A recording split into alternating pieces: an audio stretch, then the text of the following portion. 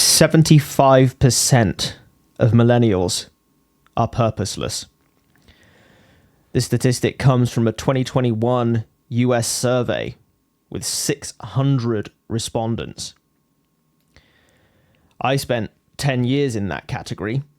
Before the age of 25, I was sweating daily to become the best drummer in the world. After the age of 35, I'd started on something infinitely more important to me. But in between, I felt profoundly lost. I found answers for the deepest questions I had, and I went through a re-education of biblical proportions. I realized through that period that my first career was a compromise. I loved a lot of things about it, but it was never aligned with what I truly felt was most important. And the reason for that compromise was quite sinister. Even if I think really hard, I can't recall a single school teacher uttering the word purpose to me, nor passion, calling, destiny, nothing of the sort. As a kid, I was deeply confused by this. Learning, for me, was something that happened naturally when I was interested in and suited to what I was doing. What was happening at school, though, was something else. I couldn't have articulated what was wrong about my situation at the time. But later, looking back, I was able to see the systemic issues at play. Educators believed learning could take place in the absence of curiosity. In reality, their goal was not learning, but rather the passing of exams, which is not the same thing. In school, curiosity, passion, and talent are sacrificed on the altar of measurable outcomes. Yet we wonder why people struggle to find purpose. Somehow, I resisted the pressure to fall in line and ended up on a drum kit. It wasn't fancy. The practice room it lived in was basically a broom cupboard. My teacher was no different to the ones I left behind in the classroom, concerned only with exams as opposed to real use of the mind. But I dug my heels in. Music became my rebellion. And I was the only kid in my school of roughly 1,000 students who had the faintest idea of a direction that I wanted to take in my life. I never took a single music exam, yet I ended up performing with a Grammy-winning artist and another 2-time nominee.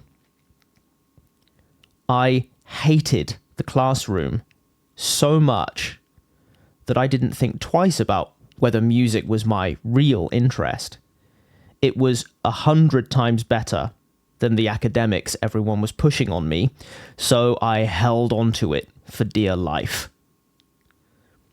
This scared my family greatly because they knew how few musicians had a stable income. And so, through my formative years, all I heard from anyone was, music is a wonderful hobby, but it's not something you can do full time. I was the only kid who had an intention for my life, and yet that intention was under constant attack. My father did his best to support me, but he was fighting his own battle against his own sense of what was good for me. He was an insurance broker, which means that regarding what we wanted to do with our lives, he and I may as well have been of a different species. I dug my heels in even further. Cut to 2011. I'm crying, knelt on the beach, staring out across the water, and praying to I don't know who to give me something meaningful to do with my life. I'd just returned from the first weekend break I'd ever taken. I'd been unable to afford one prior. I was 25. For around a decade, I'd been scraping by, saying yes to whatever gigs I could get, and this meant I spent most of my time playing music I actively despised. I'd endured this for the sake of my dream, thinking that if I just kept getting better at my craft, then, one day, some life-changing opportunity would land in my lap. But there on that beach was the beginning of my coming to terms with the fact that I'd been waiting 10 years for that opportunity to show up. I was feeling like shit from all the hard physical work and unsociable hours. I had no money to use to fix the damage I was causing myself. And as such, I was beginning to fall out of love with my craft. The sense of loss was indescribable. But so was the sense of sunk cost. I'd already put in probably 20,000 hours of practice. So I clung on to that sinking ship for another 10 years after. If only I'd known then what I know now. Approaching the age of 30, I was holding so much tension, mental, emotional, and physical, that I was in chronic pain.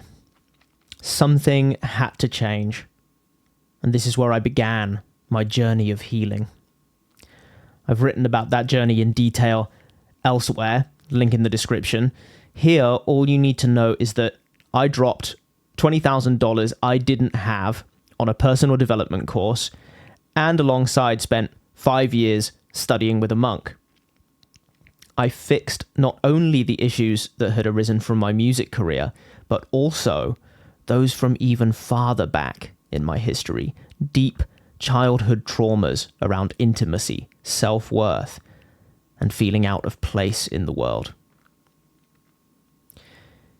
In the absence of those psychological burdens, I learned how to be of real service to people. My music teaching practice, which I'd continued as I wrapped up my career as a performer, evolved many times over. As my internal dialogue became more positive and loving, so too did my dialogue with my students.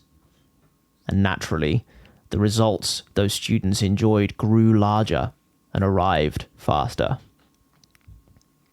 Eventually, my monk teacher gave me lineage to the historical Buddha and instructed me to start taking on my own Dharma students.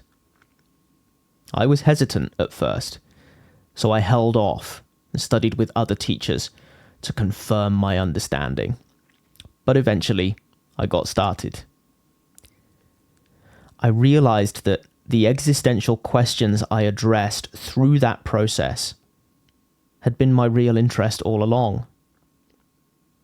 I remembered the deeply felt urge to ask why that characterized my earliest memories, long predating my musical interests.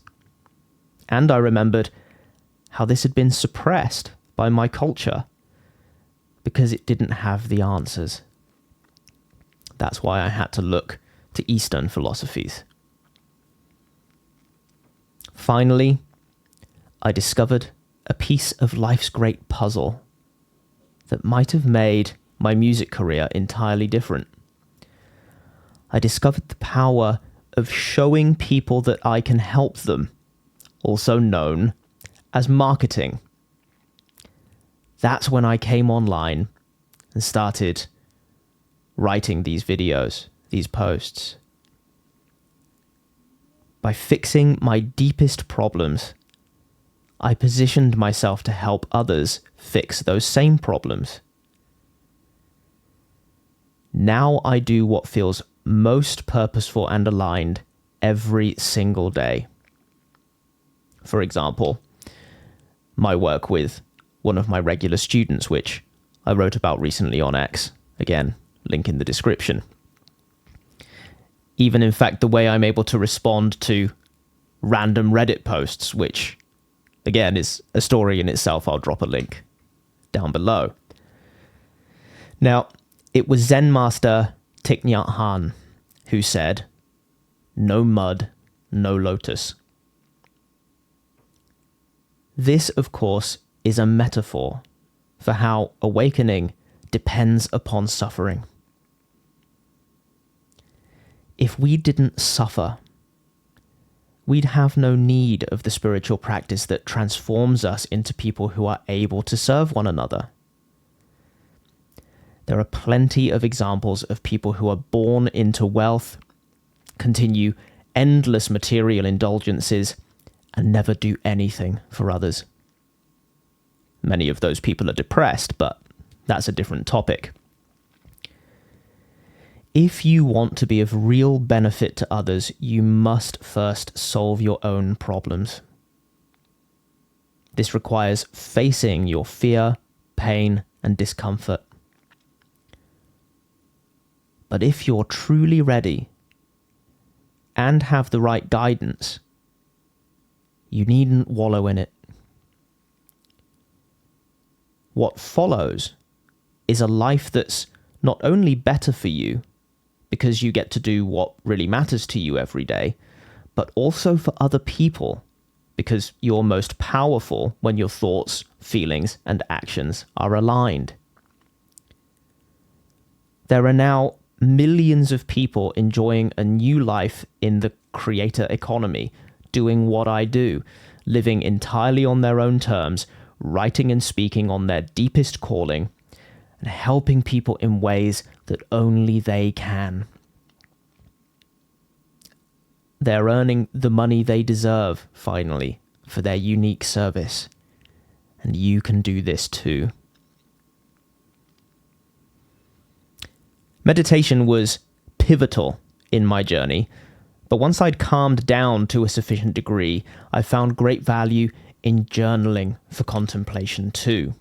While meditation is about letting go of thoughts, journaling is about using thinking as a tool. A tool in this case for investigating just what the hell it is you ought to be doing with your life. Here are the most powerful prompts I used for this purpose. 1. What's the first thing you remember caring about? 2. What activities most make you feel like you're compromising? 3.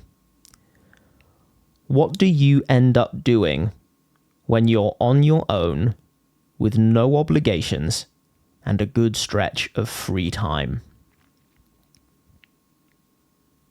4. If you could make one change in the world right now, what would it be? 5. If your needs were taken care of forever, what would your ideal day look like? 6. Your past self of 3 years ago shows up at your door, begging for help. What do you tell them? 7. If you had to pick one thing to do for the rest of your life, what would it be? And 8. Imagine you're attending your own funeral. What do you want your loved ones to say about you? If you contemplate these questions over multiple journaling sessions, I guarantee you'll gain valuable insight. And if you want some guidance in how to turn those insights into a new career like I did, check out the links in the description below. All kinds of ways that I can help you, both free and paid. If you want to talk, I'll get back to you within 24 hours and we'll have a chat to see if I can help you in the first place, and then how I might help you.